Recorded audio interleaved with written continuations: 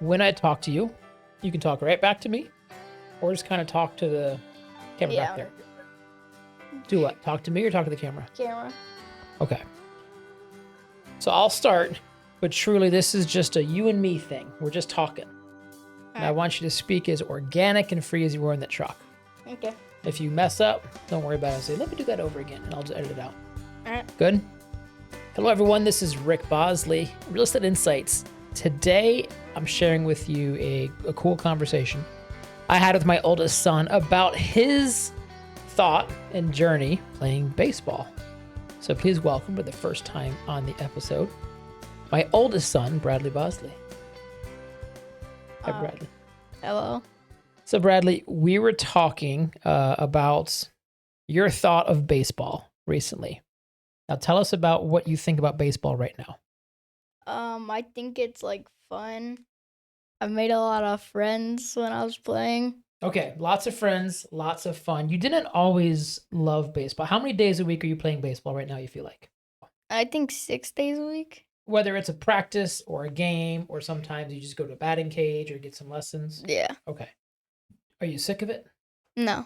You loving it? Yes. You even dress the part. You've got baseball shorts. You've got a baseball jersey. Yeah, this is your normal thing. Okay, so you're 10 years old. You've played in All-Stars a couple of seasons. You're on a couple travel spots. You didn't always love baseball. In fact, you told me the other day in the truck that you wanted to and thought about quitting. So talk to us about how it used to be for you playing baseball. It used to be for me, baseball was like, is me going somewhere where I didn't learn anything and it didn't help me with anything because I wasn't good at it. Okay, so what changed for you? Or when did you think it changed? What season was it? I think it was on the Storm when I started getting better. Pitch, your last season of machine pitch. So you're about 8 years old. What changed for you that season? I started hitting the ball and like doing good. Okay, so before that, you've got a lot of swings and misses. Yeah. Let me take back to the very first year in T-ball. You're on the Houston Astros. You're 4 years old. You didn't ask to sign up. We just signed you up, right? Yes. What did you know about baseball when you went to your first practice? I didn't know anything about it. What did you think we were doing? Oh, like going to on a play date. Oh, like going to on a play date. A play date. And what you said, you thought it was weird because we made you wear pants. Yes. And you show up to this play date where you have to wear pants. Yeah. And there's no playground there. Tell me about what you thought that first practice. I thought, man, I hate this. I don't want to do it again. Right off the bat, Yes. I hate it. What did you hate about it? Because you're 4 years old. You're outside. You're playing in dirt. What was so bad about it? I don't know. I wasn't like I didn't really like baseball when I was like on the Astros. Okay. I barely even knew what baseball was. Didn't know what baseball was. Showed up. We threw the environment. You went to what you thought was a play date, meeting new friends, and then you just sat there and you didn't understand the sport. The next season you were in the Dodgers, but that was COVID. So we only played a couple seasons of the Dodgers. And then we took a year off, and then we moved you up. We moved you up to go play kid pitch. Marlins.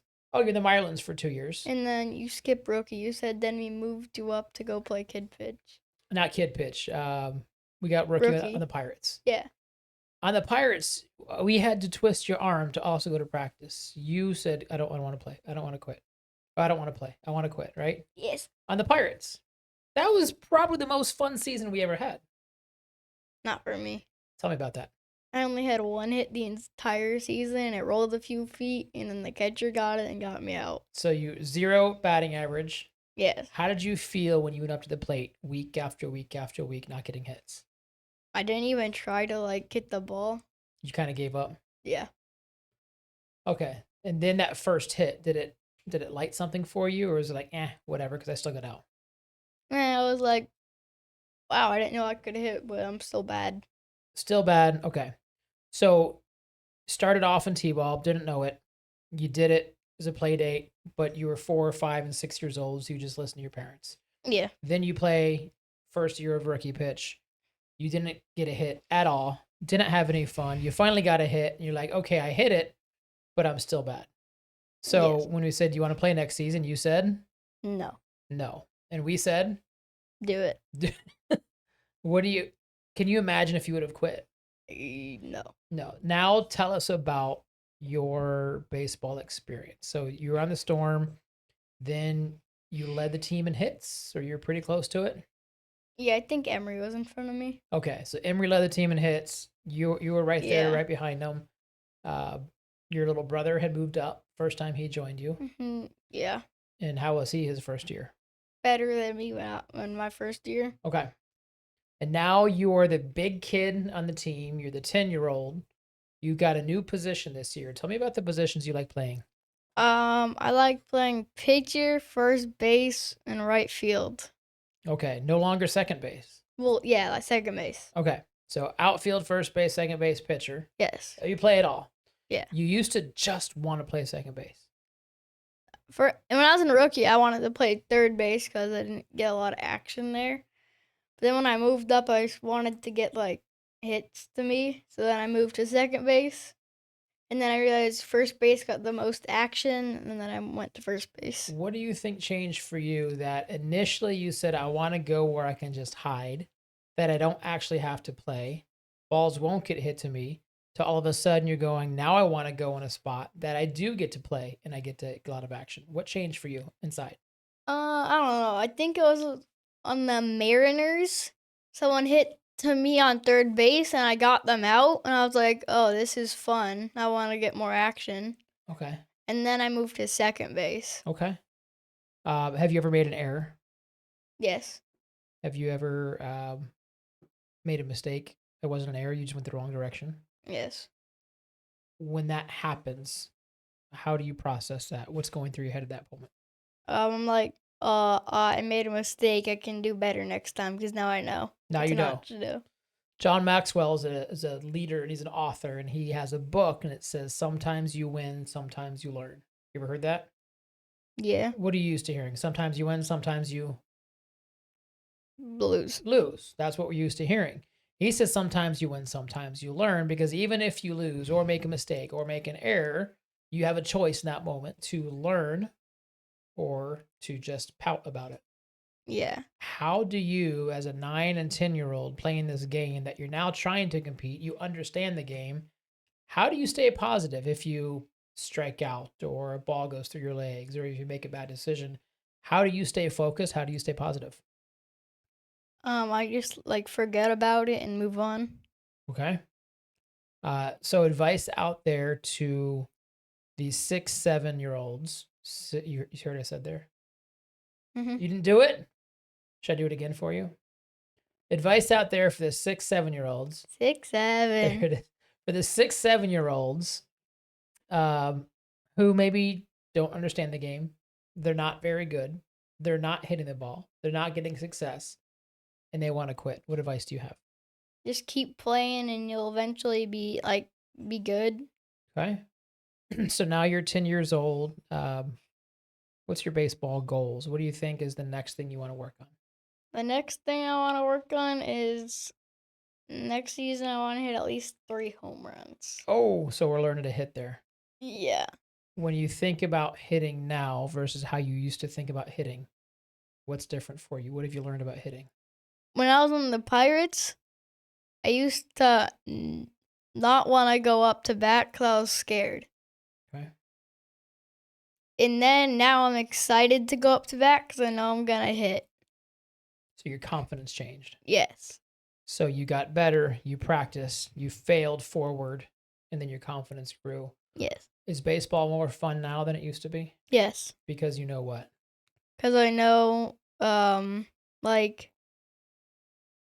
how to be good. You know you can succeed. Yes. I think a lot of times people mistake enjoyment for results. And yes. Every day you went out there on the Marlins and the Pirates and the Storm and the Mariners, and every day you didn't do well, do you believe that you were getting better? No. So season after season, even though you didn't do well, you didn't get better? Well, because, I kept striking out. So it's like, if you went to all of a sudden, hitting, home runs after home runs to all of a sudden striking out every time. Okay. You would think that you'd be getting worse. Okay. Yeah. I think if you all of a sudden you went from only home runs to only striking out, getting worse. Yes. Well, wouldn't the opposite be true then? That if you go from only striking out to only home runs, that's the only way you get better? Yes. Well, no. Okay. So what's true? Could you get better even by 1%? Yes. What would that look like? How would you know if you just get 1% better? If you get a single or a double or a triple. So we're going take baby steps. Take Yeah. baby steps. As you're listening to this, there's a lot of lessons from a 10-year-old who just loves going out there and playing baseball. He didn't know what he did. He left his comfort zone right off the bat because you were a good kid and listening to parents. Yes. Parents push them out of the comfort zone. Then it's going to be, I want to quit. I'm not having fun. It's not that you weren't having fun. It's that you weren't having fun with the results. Yeah. Because if in the Pirates you would have hit home runs, you would have said, this is fun. You weren't hitting home runs. You're going, it's not as fun.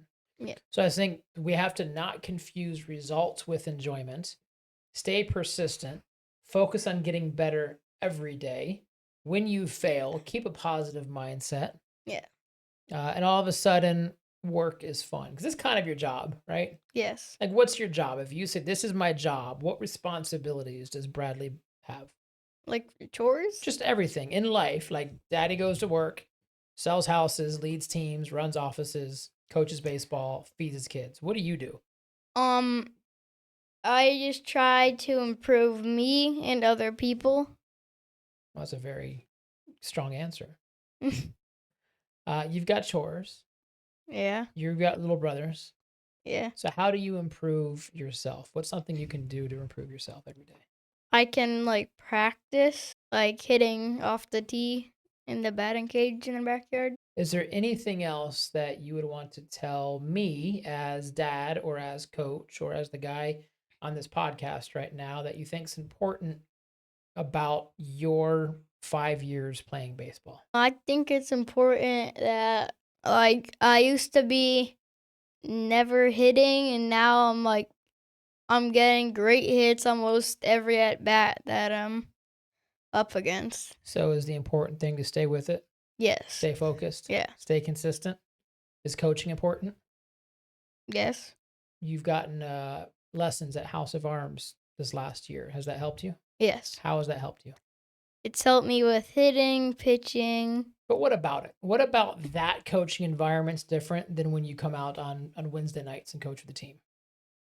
Because they're not trying to teach the entire team. They're only trying to teach you. Okay, so specialized, individualized coaching as opposed to group coaching. And then I can tell the coach, and then the coach can lead the team on it. So then making sure your private coach will be on the same page as the other coach. Yeah. And the coaches want to work on the same thing together. Yes. And I wonder if you've ever been in an environment at work or somewhere else that all of a sudden you have conflicting leadership and you have conflicting views. And maybe if you're a real estate agent, your team leader says one thing, but your broker says another, but your spouse says another, and all of a sudden you're conflicted there. So number one, we might need some individualized attention. Number two, make sure you've got a group setting that supports those goals.